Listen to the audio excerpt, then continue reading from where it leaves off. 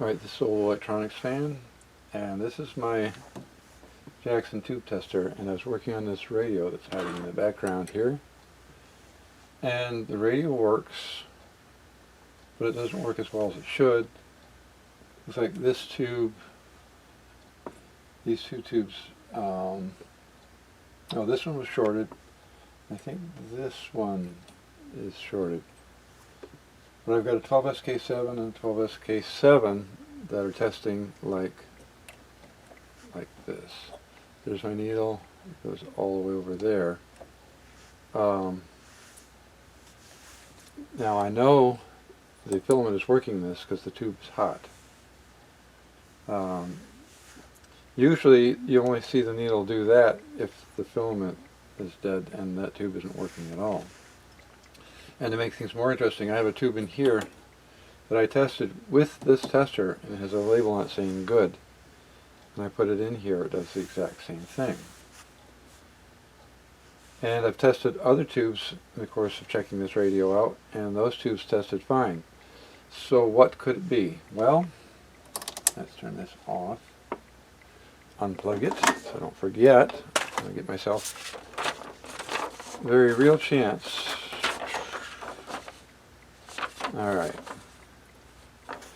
let's zoom in a little bit here. Oh, I keep forgetting which way that is. Alright, this is the part. Oh, what did I do with? There it is. Okay. I like my red pointer.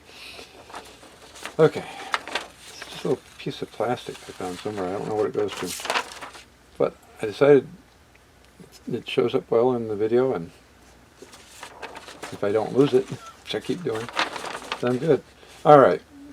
So these letters, or these buttons, right? These white buttons right here are these. And then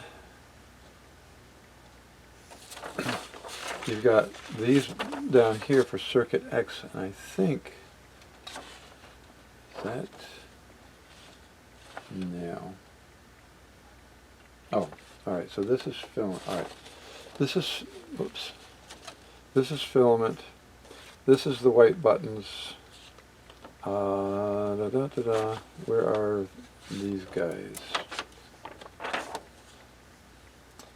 I don't know where those guys are offhand. Alright, I'm pretty sure this is my problem area right here. Because, well, I was going to try to, because I think there's two tubes that are misbehaving like this, other than 12SK7. So I was going to see if there's a particular one of these that's misbehaving. But here's what I think I'm going to do, because that's going to take me a lot of time to track down. So what I want to do is I'm going to take it and hit this with contact cleaner. I think when I worked on this, I was using a different contact cleaner. I don't remember what. But I have, I think, what is a better contact cleaner. Where are you? Yeah, it's this stuff. Deoxit. DS. So I thought I would try that and see if that makes any difference. I have worked on this in the past, and oh, here it is. Okay. And I thought I had cleaned, like I said, I cleaned all these switches, and it was working at one point, but now I decided not to. Oh, I found the X, this is the X circuit right here. They're over here, hiding in here. And so depending on which way you have these switches set, determines whether or not, and actually as I look at this, because this is filament, but some of these, yeah, so it could be these or these, it looks like. So what I'm going to do, yes, that's unplugged, is I'm going to hit both these and those, and then I'm going to check it out and see if it's working any better. And if it isn't, then my next step is check all of these switches and then go down the chain and check these. These, I started playing around with this a little bit before. These are not fun. they are all, and you have to sort of figure out which end is up, and I think I did that. But the if I get into the checking these out, I'm going to show you some odds and ends about what you're going to run into when you're checking this stuff out, and that might help you get a handle on it better. I did a quick check of all of these. Come on, you. Let's swing out a bit. These are all the sliders on this X little black sliders here. So what I did with these was I just did a quick. So I know I cleaned those, and I don't think those don't get the same amount of use as these do. So if I do this and I check this out and I go down the line, and you can see, in fact if I just do it this way with the noisemaker, you'll see that they look, well, get on there so you can't see it. Put that here, yes. Stay. Okay, fine. Bring this over a little bit. Alright. So all of these look pretty much the same. 0.3. If I short this out, it's what I get. 0.3, 0.2, so that's what it is. And so I don't think those switches are the problem. I do think probably one of these is not working well. This does have a little tube in it, and I see it's got I don't know if I have any. I don't think I have one of these. It's got a little the base has a couple of knobs on it, and usually there's a little shield that goes on there, and the twist locks into place. That wasn't there when I got this. It would be nice if that were there, but this isn't going to be traveling. It's not while I own it, so it may not matter too much because this isn't going to get danced around too much. And I think the primary reason they would have that type of a setup on this is to keep this tube from becoming loose and misbehaving, because that would do bad things for your ability to test your tubes if the tube fell out. I don't recall testing this one, but one of the radio club members I went to get some tubes off of tested some of the tubes I brought with me, and I had tested these tubes when this was working properly, and I got pretty much the same measurements from his more expensive tube testers on this. So based on what I can see, this when it's working right is accurate. It's pretty good.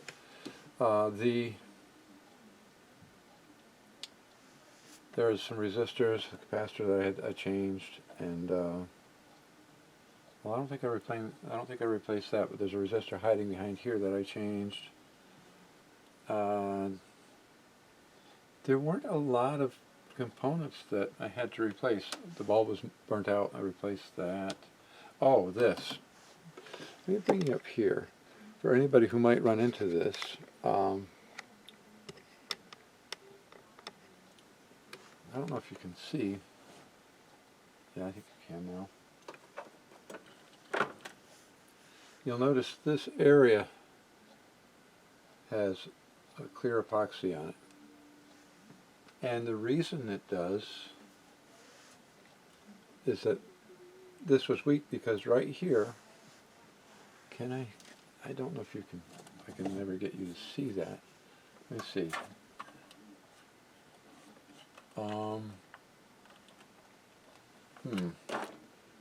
That's, I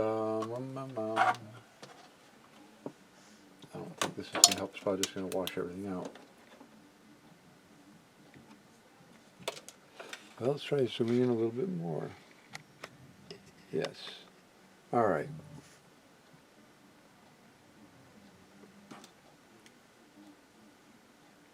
I don't know if you can see right there, right there where the tip is. It's a different color. That is a different color because that is a hole. This is the AC switch, the on-off switch, and it's also selects the right transformer setting or wire to give you your meter the right balance. And this, because this transformer provides different voltages, and you select the right voltage using this and on and off. When I first got this, this would not turn off, and the reason for that was this area was all carbon tracked. I mean, it was all black, and it was shot, and this whole area was very weak, which is why I've got epoxy all the way around there because it's pretty shaky. And I think it was when I was working on this that I discovered you had to be very gentle when you're folding the little pins over. So, so I took a screwdriver, cleaned all the carbon off so that I got back down to this the base material, and put the epoxy on there, and that solved my problem. So if you run into something like that in the future, and we're talking 120 volts, we're not talking high current, or high voltage rather. So for lower voltages like 120, this will work. I don't know. I have a feeling epoxy might not work for 1K or K voltages, high voltages like on in a TV. I have a feeling that it might not work. Maybe if you build it up thick enough, but I just don't know how conductive this stuff is at high voltages. But for, like I said, for lower voltages, this works. So, all right. So what I'm going to do now is I'm going to flip this back down. Hopefully I can do that. Now, one of the things that I'm trying to avoid doing is if I put this flat, it's already, so if I try to put this flat without anything under it, it folds this under, and it just makes me nervous. I don't want to be bending things out of position, shorting something out, because there's a bare wire behind here that could maybe be pushed into another connection. So try to be careful about stuff like that. Alright, so I'm really hoping that this resolves my problem. If not, then I'm going to be hunting to see what is going on. Alright, and you can't see the thing. There we are. Alright, okay.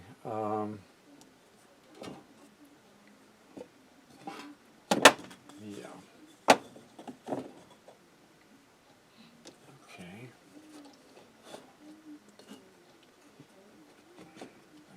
Alright, my tube. And see, make sure. The other thing I like to try to make sure of is that I haven't moved anything in the process of handling this. 7, 19. This is supposed to be. Alright. 12SK7. 19. YZ is 7.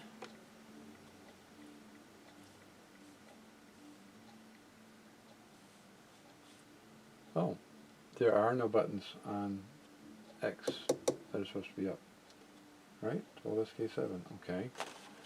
Well, that's interesting, because I did have one of those up. That was a mistake. Hopefully that's not my problem. Although I thought I had double checked and triple checked that, because that's the kind of thing on something like this that you wind up doing. I pushed the wrong button, so I want L, not O. Alright, and so, come on, let that warm up a bit.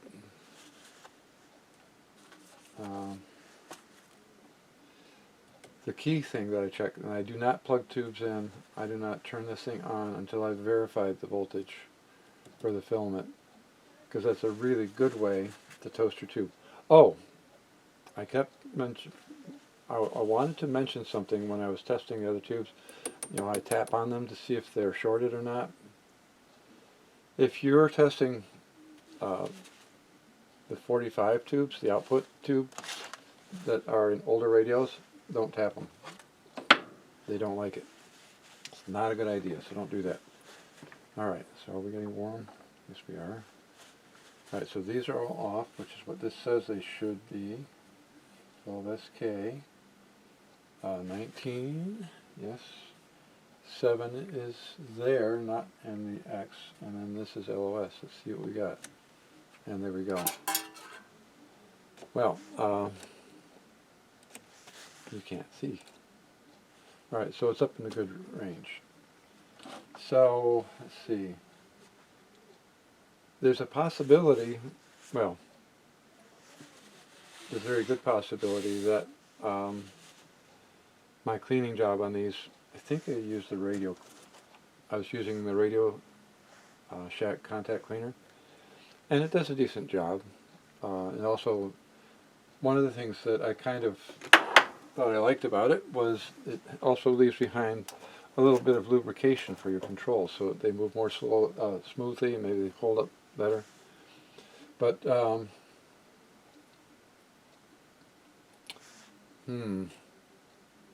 well, now,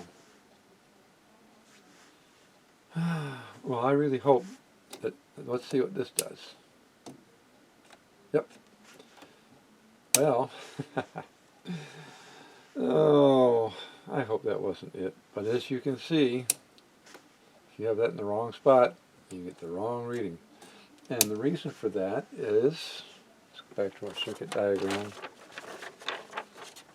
I could have sworn I checked that multiple times to see make sure that that didn't happen. So the reason for that, where's number 7 here? Pin 7 is this one. Yeah.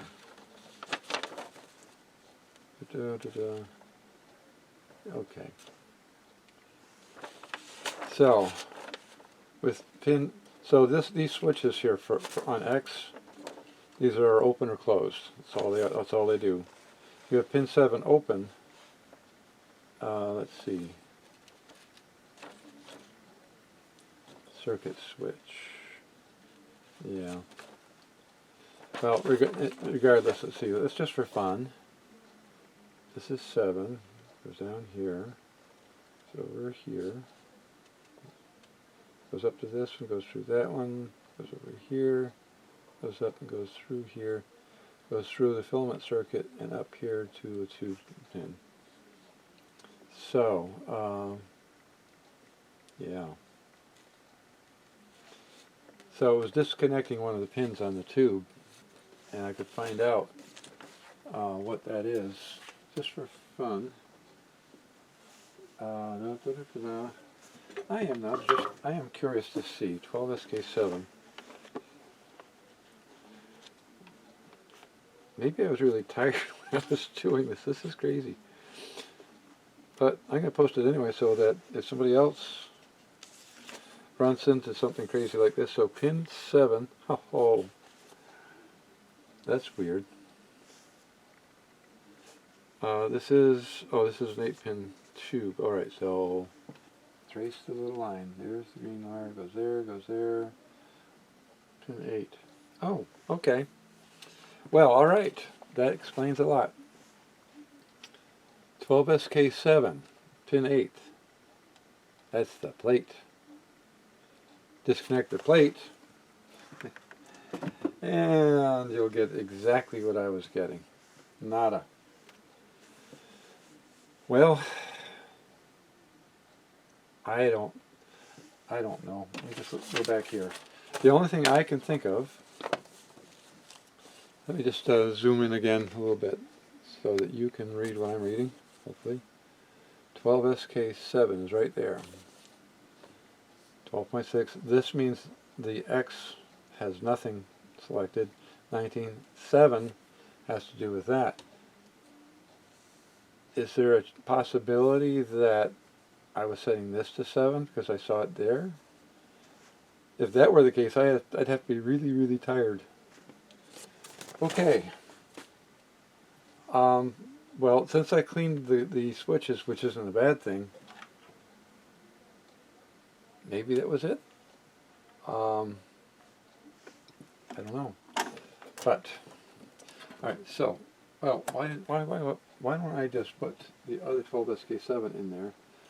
So I did, both of these tested well, dead. So let's find out. All right. So this one tests good. Let me just curious. I was just curious. This is the one I tested before with this. This is the one I tested before. There's my label on there. Good. I'm gonna double check that, but I'm pretty sure it's healthy. I still have to order another tube for this, which I didn't. Just haven't been able to take care of that. All right. So there we go. S. Oh. Interesting. If I got the right one, 12SK7, 12SK7. This is one I just had in there. That one was working. This tube checks out bad. It shouldn't be the filament because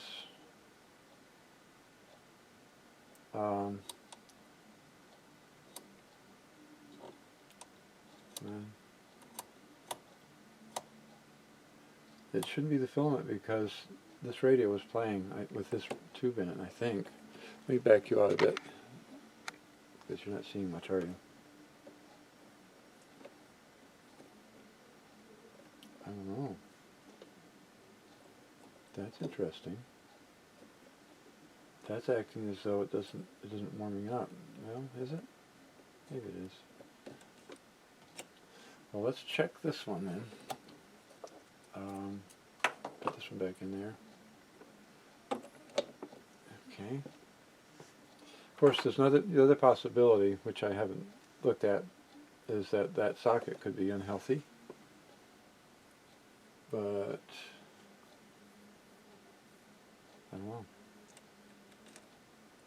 All right, so that tube tests good. This tube isn't testing good. Let me find out where the filament lives. So I want to check that. Has that gone bye-bye on me all of a sudden? These are the things that will drive you absolutely bonkers. Because you will have tested something out, you will find what you thought was the problem, then you find out maybe not so much. All right. Okay, let's throw this there. Oh, let go. All right, so I am going to 12SK7. It's pin 7 and 2. All right, 7 and 2. And we know this one's good, so there's pin 2. There's pin 7. Come on. Let's go.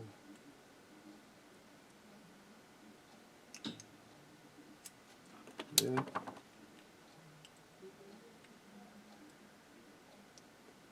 Yep. What?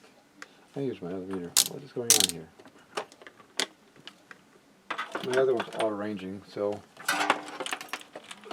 this one should tell me what's going on. Alright. That could keep going up the chain. Let's try this one out. This one's cold. 7 and 2.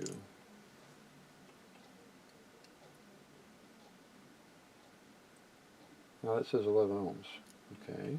And this one, I just have a bad connection on the pin, maybe?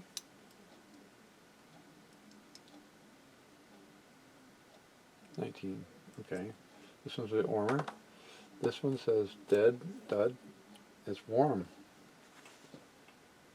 So the tube, the tube filament in this is okay, but the tube is not. Very interesting.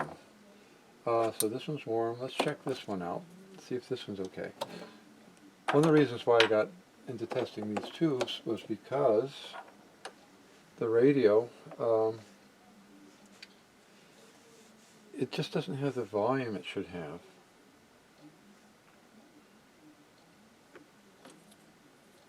Alright, so this is the one I just took out. I'm just curious to see, I don't expect to see anything different here.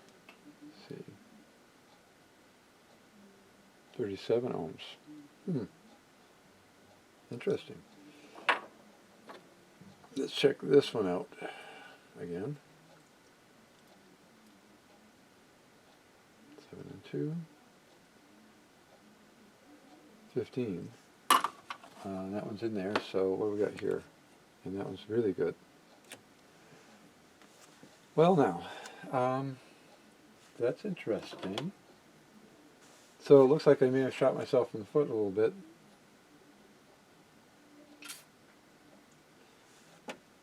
Here's, well, alright. Huh. Very interesting. Okay, I'm not sure what happened when I was doing this previously, but here are some scenarios. Number one, because I know I put 2 different tubes in this tube tester, and this one actually, and they tested lead. It is possible I made the mistake of putting this in the 7 pin, or in the 7 position, which, as I demonstrated, shuts the tube right down. So, and this is how you get yourself in all kinds of crazy fun things, all kinds of headaches. You cause yourself headaches. So, here's what I think might have happened. I tested this tube, it tested dead. I knew it wasn't. I knew the filament wasn't bad. I put this one in here, and I knew this tube was bad because it tested better. And it also tested dead. And I also checked this one out, which came out of the radio, I believe. Which again, it also tasted dead. So here's what I think may have happened. This makes me nuts when I make these kinds of mistakes, but I don't know how to avoid them, because my chart tells me what to do, and I maybe, just maybe, if I'm really tired, I'm getting results that I don't understand, drop it, walk away, come back later. Which, if I had done that, well, like I said, I'm happy that I cleaned the controls or the switches again. The oxide is probably a better cleaner than what I used on there anyway. So hopefully that means this thing will behave itself in the future and we'll be good to go. Alright, so my mind is going in way too many directions. Think brain. Alright. Yeah, so what it amounts to is I missed finding a bad tube because I screwed up using my tube testers, what it looks like to me right now. Because now, as you can see, that one checks out really good. This one checks out not quite as good, but it checks out good. There we go. Let that warm up a bit. And in fact, I'll let that sit there for a while. So, yeah. Well, if nothing else, you got to see a little bit of a Jackson Dynamic tube tester. This is a model 715. They made a number of these with different models, but very similar internals. The circuits were very similar. And I'm not even remotely an expert on Jackson tube testers, or on tube testers themselves for that matter. But I like this little tester, especially if I get to use it right. Yeah, so the other tube was more up here, up about, it was up more about there. You can't see, can you? All right, so there's where my needle is now. I think the other one's more up here. So this one's healthy, and is it still climbing? No, I think that's reached its limit. So this one was about here, the other one was about here, but they're both good. That one, not so much. So anyway, where do I go from here? Well, I got an order tube. I got an order tube for this radio over here, my Stuart Warner. But now I know. Thankfully, I had this one kicking around, and so I can use this one and that one in the radio. And then I can order a 12S. I need a 12SF7. So anyway, interesting. I just. Well, this is how you bite yourself in the butt. You make a mistake. You make assumptions. Reasonable assumptions based on what you're seeing, but unfortunately wrong assumptions because you did it wrong. All right, I'm bailing out, and hopefully the video you see in the not too distant future is either going to be my Stuart Warner or it's going to be me finishing up a Philco that I've got. I got some work to do on the case. So, if you've watched me to this point, rambling around and making mistakes, I thank you, and hopefully see you on the next video.